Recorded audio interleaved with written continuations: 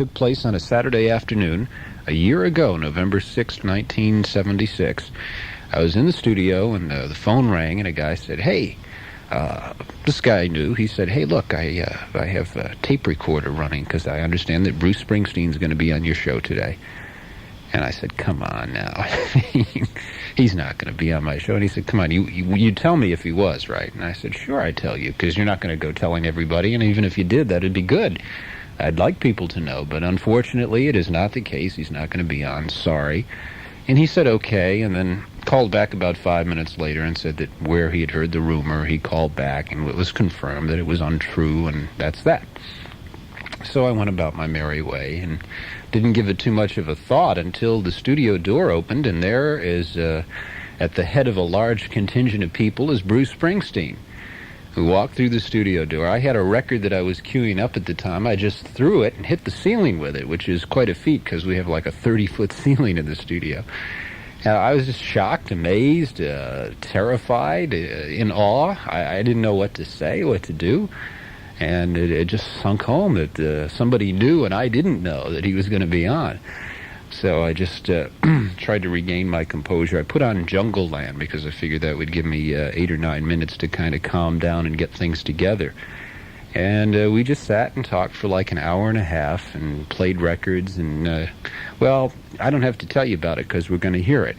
Let's pick up just about toward the end of Jungle Land, and then we'll go into the interview. And we'll take a couple of commercial breaks during it, but these are not the commercials that actually ran then, except for anyone that Bruce might be reading, which I don't think he did that day.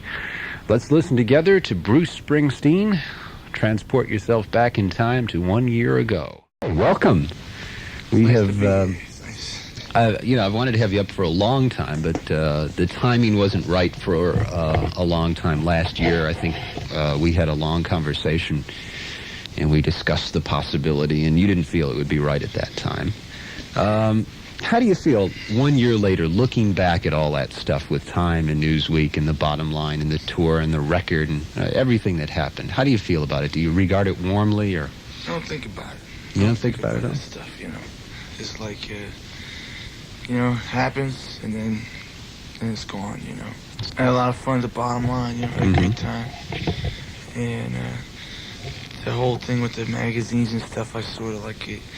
As much as I could, ignored that when it was happening and after, all the time afterwards. So I didn't I don't think that I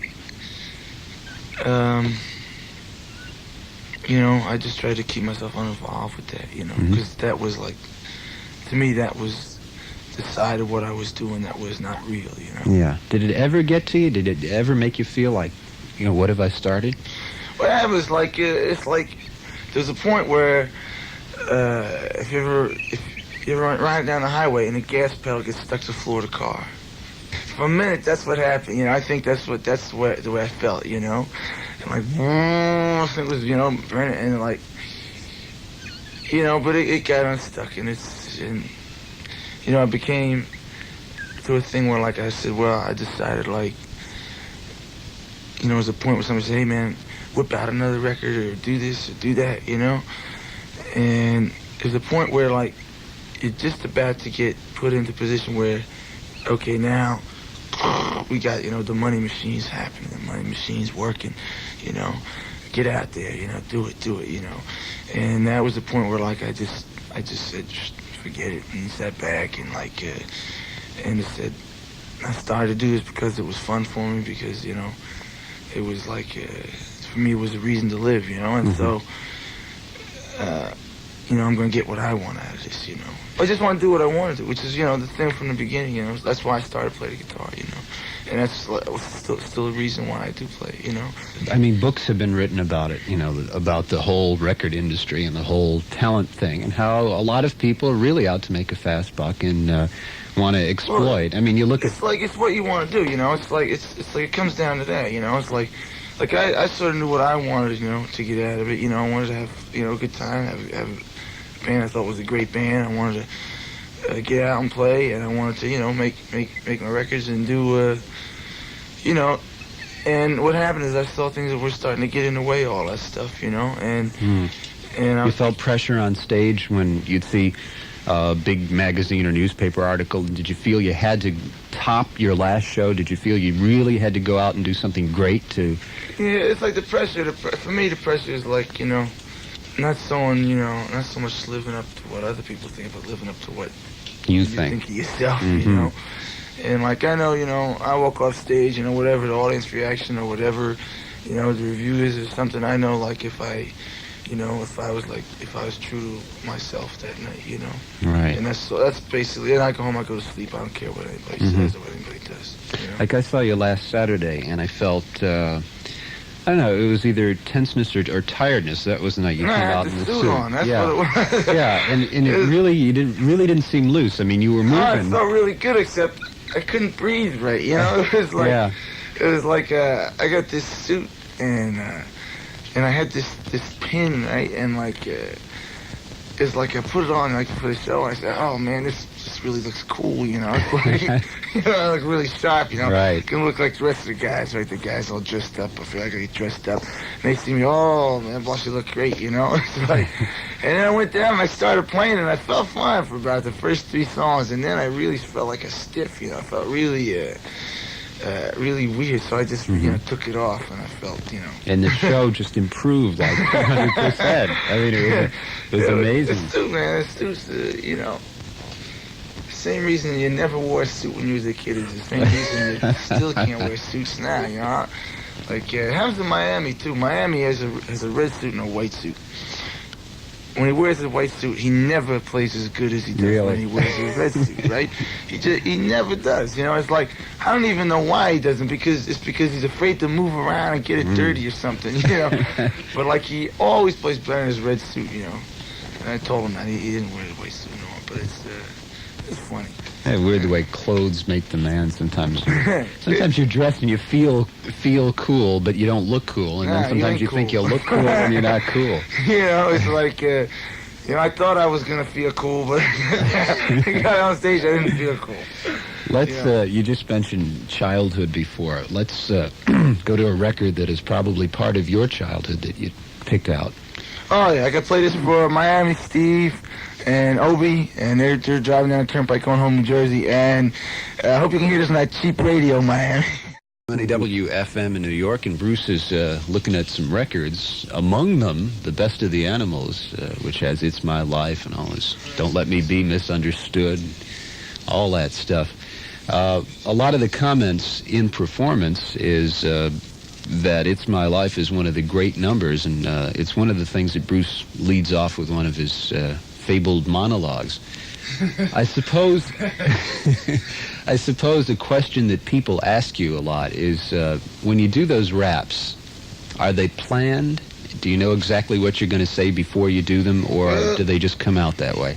When you get into the fabled monologue business, you got to watch your steps on it. It's like, some of them, singing It's My Life, it's just like, I don't even know how we started it. We started it at a sound check once, And the story's basically the same every night because that's the way it was, Yeah. So it's like, and other stuff is just, I don't know, comes out of the blue, and I change it night on night. Depends, Well, It's My Life, I mean, really is a true thing. I mean, that's something you can just follow. But a lot of your raps are just, just go off into. Absolutely ridiculous. They start off on a plausible level, and they go off into spaceships coming down and drag racing with your car. Oh, that's the true stuff. That's the true stuff. That's what I was talking about. Right. It's true. And the stuff within my life is all made up. What about songs now? I know there was a quote from you somewhere where somebody asked you if For You was a true story, and you replied, they're all true. Any comments on that? No. No comments. Okay. I feel like you've asked a politician if he intends to run again next year, and he says, no comment. Well, where do you go from there? Let us, go back a ways, into the 50s, into your early influence. Obviously, you listened to Bo Diddley. What else did you listen to? In the 50s, I didn't listen to too much because I was 6 and 7 and stuff. I wasn't, I wasn't old. I was the first thing I remember was my remember my mom was into Elvis Presley. She's the one, like, she had it on TV the night he was on the Sullivan Show. Oh, right, from the waist up. She was digging him, right? You know, and like that's how I got, that's how I started to be into it. She used to, play the radio all the time, It's funny, my growth was stunted in that respect because I went to a Catholic school and they told me that it was sinful to watch Elvis Presley. Well, they told me that too, but well, I I bought it for a while anyway, and I just couldn't see Elvis Presley, until I got to be about 11 or 12, and I just said, I remember that. It was a big deal because I was 9 years old, and I remember that, they made it big. But that's like after 5th grade, I never listened to anything that I was ever told in school. Just like in growing up. Right? I was like, it was getting harder and harder to, school's based on, extreme intimidation, Yeah, right. Because, you think it's like... Were you considered a problem child in school? No, I wasn't no problem. I kept to myself, I was like, but like, it was like I wasn't like, in Catholic school I was, freaking everybody out and stuff, but that was the worst, it's just I couldn't stand it there no more, I was like, I remember my mother, and I don't want to go into it. Anyway, listening to a special rebroadcast of our conversation with Bruce Springsteen that took place a year ago, November 6, 1976, here at WNEW-FM in New York, and my guest is Bruce Springsteen. This next song is for Alan, Neer, and Patty. The great old Animal tracks. Oh, yeah. Called Please Don't Let Me Be Misunderstood. And we heard Bruce's Saint in the City and Mick Jagger and the Stones, Keith Richard and the whole thing. I'm going to interrupt. You had a better shot at making a better sounding record when you initially, in those days. Everybody thinks the record sounded, everything's so primitive and everything, but like the sound of Stones got on Mona. It's fantastic sound. Yeah. It sounds like Mick Jagger singing fantastic on it. It's like, it's just a dirty, it's fantastic sound, Same thing with Don't Let Me Be Misunderstood. And the Animals records, Eric Burden's singing. Well, it's interesting because some people have said that your first 2 records, they didn't care for the production on it. What do you think about something like that?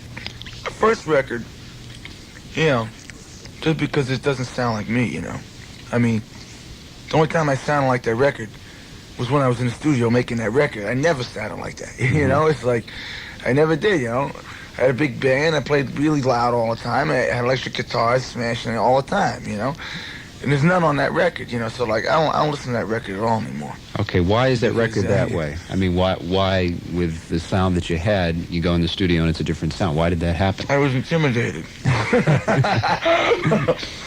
It's true, It's like, at the time I didn't have no band because I was, the band split up for a while. And I went away, went to California, came back, and I was sort of on my own. I was sort of just playing, by myself, wrote a mess of songs and stuff, Songs that, because I was going to be by myself, I was going to have to be able to play by myself, And, and then, I got involved as a solo, sort of like, I auditioned everything. I auditioned by myself on the acoustic guitar, just because couldn't drag everybody up to the studio, and people were off some guys were down south at the time. Miami Steve was living down in Virginia, and guys were all over. Clarence I hadn't even met, I had not even met Clarence. And so what happened is, and plus I was like, I was gonna make a record, I cut it with my nose, I was gonna make a record, and like that was just so unbelievable, in itself, that like. I remember the best story you told about that was I saw you up at West Point, and you talked about going up to the CBS building, the big black rock, and all the people clutching that, and going up through the pearly gates. It's like, it's like. It was crazy. So like, and the funny thing was because before the record, right before we went in the studio, I got all the guys back up. Miami Steve, because Steve wasn't in the band for and he wasn't in the band till the middle of Born to Run. And I got him. This is way back when I got him. I got all the cats, got them together, and we did we learned the songs the way we do them now, you know, but not exactly, but like similar to it, you know. And at the time, you know, it was Mike and Jimmy, they were doing the producing, and like they were sort of into like that singer-songwriter thing, you know, had went down, you know. Yeah. And that was still considered, you know, that was still like, you know, I guess that was something that sort of they were sort of more interested in me doing something like that, you know. And like we said, I had the band, we had blasted through like St. the City, you know. You know, the guitars blasting away. For me, the way I think the song should sound, you know. Right. And they said, no, man, the guitars, you know, they're out, you know, and they don't sound right, and this doesn't sound good, and that does, you know. So I sort of thought, you know, I didn't think it was right, but I like, at the time, I was like, you would have done anything to get the record, so I went with it, you know, and like that was the last time I ever did that, you know. How do you look back at the songs themselves now, aside from the arrangements and production? What do you think of the songs in the first album? Some of them I think I still like. I haven't listened to it in a long time, and because you used to do Saint in the City.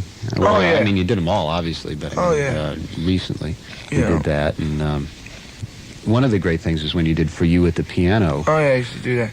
Which brings me to a point which I think takes you apart from a lot of other artists, and that's that you can do your songs with totally different arrangements than the ones on the record. I mean, you just start them in different ways, you do them at different tempos, you do it, you know, a totally different way, and it comes out just as valid and just as good. But, you know, it's like, if it's good, you know, it's like, well, it's like if you take a song like Take It's My Life, we do a lot different than the record, you know. But it's just, you know, it's a good song, you know, and it's like there's a lot of different things, you know. If it's certain songs are you can bend, you know, you can do. There's a million things you can do. You know, it's like there just is, you know. And once I record something, you know, that's not necessary. That's the way it happened to come out at that moment, you know. And sometimes the song, like, sometimes I stick to that, and sometimes I don't, you know. It depends on the song, you know. A good song, you should be able to do it, you know, a million different ways, you know. You should be able to be interpreted lots of different ways. But, just from tour to tour, though, I mean, you change it. Yeah, well, you know, it keeps it, you know, keeps it happening, you know, anything, you know, keeps life into the stuff. Do you ever get bored, like songs that you've done over and over again? I throw them out. I just, like, if I don't, see, it ain't like, it's the funny thing is, it's not, it's all like where, if you're happening at that minute, you know, like when you walk out on stage, like if I get to a point where something's starting to like stagnant and I can't really do anything with it, you know, anymore, I just get tired of playing it, we stop playing it, you know. Like you don't do Kitty's Back anymore. Nah, I've stopped doing that, because at first it was too long, it was really long, and, you know, it was not one of my favorite songs. Like, that song was a song that had a neat arrangement and stuff. You know, it was fun to do, but like... And a style. Yeah, real you know. style to it. But it was, like, not one of my favorite songs or anything, you know. I was never really crazy about that. This is a kind of dumb question. I mean, I suppose you get dumb questions asked you all the time, but if I don't ask it to you, there are going to be people calling me up and saying, why didn't you ask Bruce about his beard? Give me a break, Dick. You knocked off that chair? Seriously, you have kind of cleaned up your act a little bit. That happened... I'm as dirty as ever. Come on. Hair is all, you know, styled and everything, and no beard. My hair is styled. You look like it. Exactly. Look at this. The man won't admit it, but he has, it looks like Liberace's hair almost. What? Let me check this out. Wait a minute. It does not. Yes, it does. You're crazy. Yes, it does. And he comes in, he's wearing a tuxedo, he's wearing tails, he's got a white tie, the whole thing on. You know, I expected a guy to come up in a T-shirt, and here he is all dressed up in... Okay, well, I'm going to ask you a question. Yeah, ask me a question. It's like, when I talk into this mic... Well, you got to talk into it. Do I sound like a FM guy sound? Well, I think you get a little more laid back, you know, man. It's like, you know, is my voice coming out like really, like, you know? mellow. And, yeah. yeah. Is this mic? Can't be this mic. It's like, let me eat that. Am I eating this? Is that? But it's like, no, that was a ridiculous question. I know it's a ridiculous question, but, you know, it's an obligatory question. You know, it's one of these things that you have to ask. Oh, man. All right, so I asked it. All right, you didn't answer it, but I asked it. Sure. Well, hey, it comes with a turf. Comes with a turf. My guest is Bruce Springsteen. This is Richard Neer at WNEW-FM in New York. Here at WNEW-FM in New York. Another thing that people point out about you, and I suppose you should really state your feelings on this question. I've had two sides of the issue. People have said, well, Bruce should really play Madison Square Garden because a lot of people want to see him and he should do like 3 nights at the Garden. And a lot of other people say, well, Bruce should never play the Garden because he should stay in a hall the size of the Palladium or down in Red Bank or something like that, where he can best be appreciated. Now, you've obviously opted for the latter. I sound like a political commentator. All right, why? Which one was the latter? The second one. You know, playing the small halls and everything. No, I played at big places too. I played the Spectrum. That was pretty big. That was about 13,000 people. That was big, you know. Are you going to be playing bigger halls in New York, or how do you feel about the whole thing? I don't know. You know, it's like I don't know. Let me straighten this out. I fluctuate. You know, I did it in Philly because it was the first place we went, and it's like, and we got real popular there, and it was always like, last time we did 4 nights at the Tower, and it wasn't enough to do, you know, because they had so many other requests for tickets, you know, which is, you know, so I did it, and it was great. I had a great time. I had a fantastic time. You know, it was some of the best shows of the whole tour was in that place, you know, and, you know, it's like, it was the kind of thing where, like, I got the, you know, the sound system that was like, you know, I worked for 5 hours in a day doing a sound check every day, you know, and like it really, and it was interesting. It was like, I had a good time. I liked it, you know. I used to think, because I did it before and I hated it, you know, on a Chicago tour, but it's great, you know. It was fun. It was fun, but I don't know what I'm gonna do. I really don't know. But you'd be open to the idea of playing bigger places. You know, it's like, you know, I'm really not sure. You know, it's hard to you know, to go one way or the other. You know. Yeah. Really about it, but like, but we did do the Spectrum and I had a good time. You know, but I think it would depend too on the different places. The Spectrum I found, for one thing, is. It sounds good in there. You can make it sound really good. The sound has always been very good, or, you know, some better than others, of course, but you really pay a lot of attention to your sound and your lights. I mean, your lights are really theatrical lighting. It's always excellent lighting. Do you spend a lot of time working those things out? Like this guy named Mark Brickman, who I just met in Philly years ago, and who just worked with us ever since, and he just does whatever he does, you know.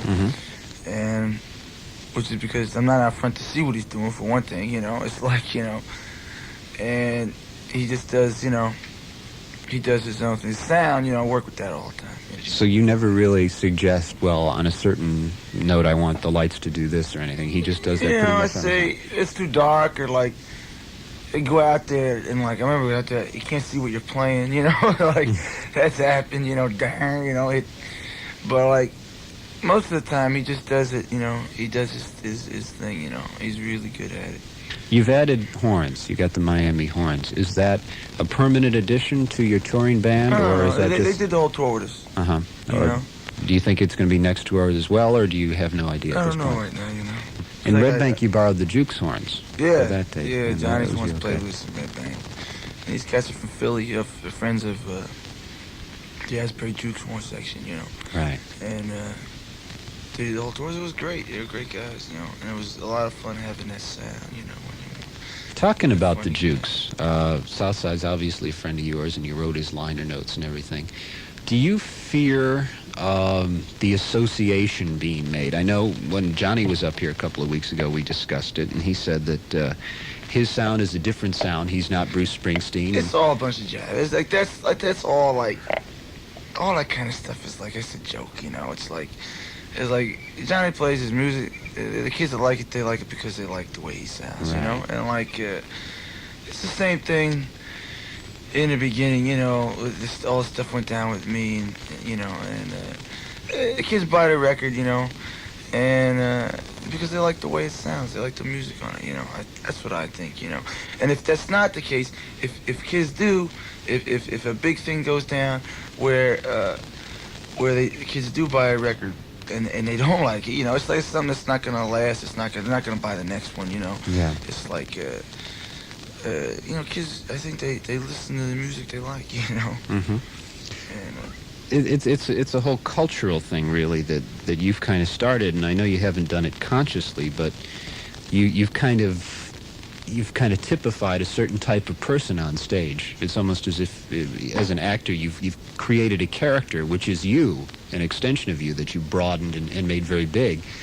And I think a lot of people felt that when you went to, say, the West Coast or you went to England, that the audiences there wouldn't be able to appreciate the kind of New Jersey street, or whatever you want to call it, image that you have. Did you have trouble with that when you first went to the coast and when you went to England? no, I mean, it's like the Beach Boys are popular in New Jersey, right? It's like, you know, everybody digs it. It's like, I don't think so, you know. It's like, I thought of myself as just like, you know, like, I don't know. I never consciously thought of it as there'd be any problem at all. You know, that kind of problem. Like, it's like this. The West Coast, everybody's not a surfer. You know, it's like, you know, it's like California thing. Everybody's a surfer. It's right. Like, it's not true. You know, It's like, you know. What do you think? Everybody's Italian in New Jersey. You know, it's like that's not true either. It's like, you know, I never saw myself as being like represent a particular kind of thing. Yeah, it's tied down to a certain era. Outside of a guy that plays the guitar, and you know, just happens to come from where you come from. And like come where I come from, and so you did spend some time in California, didn't you? Because you have yeah, my folks live out there. Right. You have songs about. Some songs that were never released, like some of your old songs, like Santa Ana and things like that. Oh, yeah. I spent time out there for a while. You know, I went out there and every year for a while I went out there, you know. A lot of people around here, from your broadcasts on MMR and things you've done in the area, know those old songs. You know, the Santa Anas and the, you know, Dance With Me and the whole thing. No. Would you ever do those again? Would you ever bring them back, or are they just dead for the time No, I don't being? like them, you know. Like, you know, either, you know, I think they stink or something, you know. It's like, you know, that's why I don't do them, you know. It's like, I just don't dig them anymore, you know. It's like, but in California, I played out there when I was 18. I was 18, I used to open for... Boss Skaggs, opened for Boss Skaggs when his first album came out, the one on Atlantic. Right. And I don't think he even remembers me from back then, you know. It's like, I know him now, but I don't think he remembers that I did that, you know. I opened for him. I used to open for Charlie Musselwhite, you know, Monday nights at this place called The Matrix. And Elvin Bishop, he had a band out there then. And I remember I auditioned at the Fillmore the same night that Nils Lofgren auditions at Fillmore. We played, it was me, I think that band from Amsterdam. Nils is kind of in the same position you were in a couple of years ago, where he had a very big cult following. A lot of people knew he was really good, but he hadn't gotten the mass popularity, you know, because he really is good. Yeah, he is. I like him a lot. It's Bruce Springsteen with Thunder Road, and Bruce is our guest via the courtesy of pre-recorded tape, which in some instances, as you may have heard this evening, is not a courtesy. A little bit of distortion on that. But Bruce will be talking to us a little bit more from the interview that we did about a year ago in just a moment. It's becoming like we could have a staff meeting here. Dave Herman just walked in, and Dave will join us in a moment, bringing food. With the goods. I guess he heard you chomping on something on the air and thought you were hungry or something. Boy, you talk about junk food junkies. Here, Yankee Doodles, we have donuts here. No, that's a bad rap I got, you know, which is not true. Not true. You don't eat junk, huh? All right. You're listening to a surprise interview with the boss, Bruce Springsteen. This is Richard Neer at WNEW-FM in New York. Bruce. Yeah. I just want to wake you up there. You look a little tired. We just had an ad for a film, and there was a lot of criticism, a lot of lengthy analyses of the film. How do you react when somebody does that to you? Do you read the critiques on your shows and your records? Does it get to you? Do you try to ignore them? Well, some of them I do. I think, it's like, it depends, you gotta sort out, just sort out the ones that, like, there's certain ones, that, if somebody has something to say, that there's a real point to it, a lot of it's just jive, a lot of it's, it depends. It's like a good and bad records, there's good and bad reviews, and, so it's really, it's like that, a few times I've read something that say that can maybe help me in doing what I want to do, help me, make it better, or do, or whatever, A lot of times it's like, it's just a trip, one way or the other, and so it's like, it's just sort of like that. I don't really, I don't dwell on it a whole lot. In some ways, I kind of think that there are a lot of journalists in competition with each other, trying to outdo. I guess that stuff goes on. It's like, but you can like, you can read. It's like there's certain things you read, and if this guy is talking about you or not. Yeah. And if I read a thing, whether it's good or bad, and I feel the guy has a real sense of me, where he has a sort of some kind of understanding of what, of what I am or what I'm doing, whether it's a good or bad thing, then it's interesting, Mm-hmm. But there's a lot of things that come in both ways, good and bad. They're just like off the wall, Yeah. That like I don't think I have anything to do with, The most often quoted line about you is the one done originally by John Landau, which is probably even a misquote, and that's that I have seen rock and roll future, and his name is Bruce Springsteen.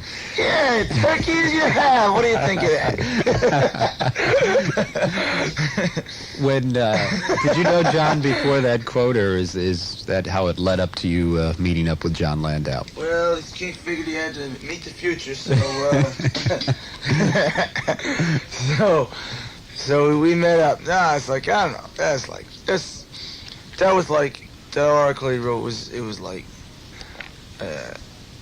is an article at the time that meant a lot to me, because if you read the article, it's like what was made of it was not what it was. Yeah, sure, it was out of context. Like, that's all. It was like really, he was saying, I think it was like that. It wasn't like just a combination of past things or something, But if you read it, you could dig at what was made out of it, in one of the stupidest, campaigns of all time, Right. Which I can thank. But, it's like, I won't go on because no names will be mentioned here to protect the guilty. I'm in mixed company. Right. But at night, 8 o'clock, I go out on the stage, and that's what it is, Yeah. That's all there is to it, There's no point even really taking it any further. If, whatever, after that, whatever's whatever, So you met John after the article. Yeah, I met him, I was standing outside some joint, I was reading, I think he reviewed the record or something, and he came up to me on the street and said, "Hi, I'm blah, blah, blah, John Landau, and, what are you doing?" And the rest is history. How did it come about that he had a hand in the production of Born to Run? Was this something that you were thinking about all the way from the early days? He pushed his way in, and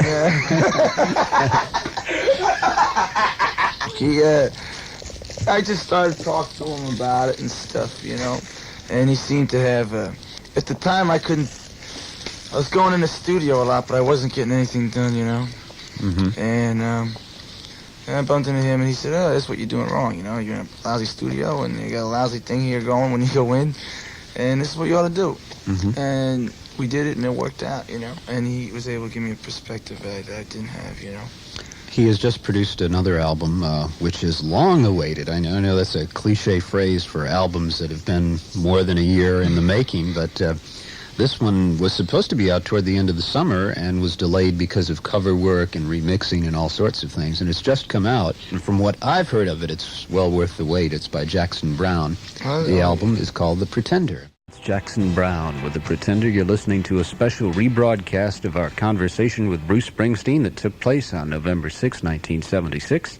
We'll be back with the conclusion after this with Bruce Springsteen, because we were talking about what was going on precisely then, and we plan to do a little update on that after the interview is over. So let us cut to a part where we're discussing the way bands look on stage, the camaraderie between the members. That's one of the things about your band. You guys look like you're having a good time. You look like you're not working, but you're out there really enjoying yourselves. And you can't really look that way unless you are, I suppose. I don't know. It's like I started, you know. I remember I was a kid. I started playing guitar because I wasn't having any fun. I wanted to have some fun, you know. And so I started playing, and like that's been the main thing that, you know, that I've been trying to maintain, you know, through all, like.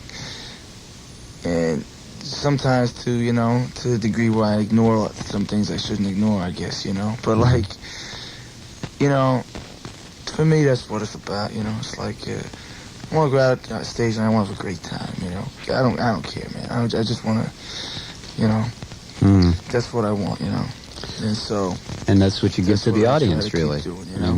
You are probably the most uplifting artist I've ever seen. I mean, when you go to a show to see Bruce Springsteen, I mean, you just come out of there floating, because it's such a, you know, it's just such a good time. And very few shows are like that anymore. And any final thought you'd like to say to the New York people who have come to see your shows this week? I want to thank everybody, you know, for supporting the band. That's really all you can say. And I want to thank you, really. I mean, we talked about this at the top, but it was a total surprise to me, which is why I'm so off the wall and unprepared and all that. Is that why? You just thought I was naturally like that, huh? No, well, so I think I would have been that way anyway. But so. you're not on nighttime anymore? I am, yeah. You are? Yeah, during the week. That would have been the best time, really, like an overnight to do this. You know, I didn't know. Yeah, I was going like, this is the first time I didn't even know radio was on in the day. It's like, it's like, I used to, because I call them up all the time. I used to call them up all the time at night, you know. And that's it, used to. And they said, hey, you know, you gotta come down. I said, what do you mean the daytime? What do you mean the day? You know, nobody's on in the day. Nobody gets up, you know. And I guess you never hear Dave, because Dave is on 6 to 10 in the morning. Only sometimes I'm up that late. You know, no, it's like sometimes, like if I catch him, you know, as I'm, you know, just about to sack out, you know. So he's not an early riser. Yeah. There are not too many people in rock and roll who are. Everybody's kind of like. In the wintertime, I sleep late. In the summertime, I get up. I get up and go out, you know, because I like to get out. But like wintertime, man, I just sleep the day away, you know.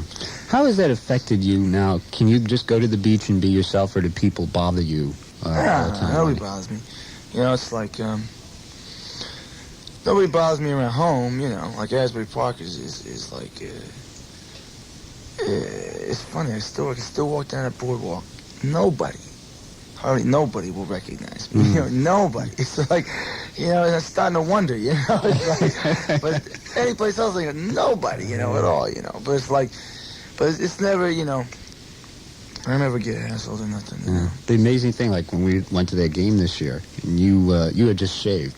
And nobody, I was amazed. He was walking through these crowds, you know, and there were a lot of young folks that you knew listened to Bruce. Nobody recognized him. I didn't recognize you. Oh, I went to Philly. I went to Philly. You know, when they had a big outside concert once, you know, at the Kennedy Stadium or whatever. It was all through there. Nobody even knew me, you know. So that's good. That's neat, you know. Yeah, it's kind So of it's like that's fun, you know. You can have your privacy and your notoriety as well, which is a good combination.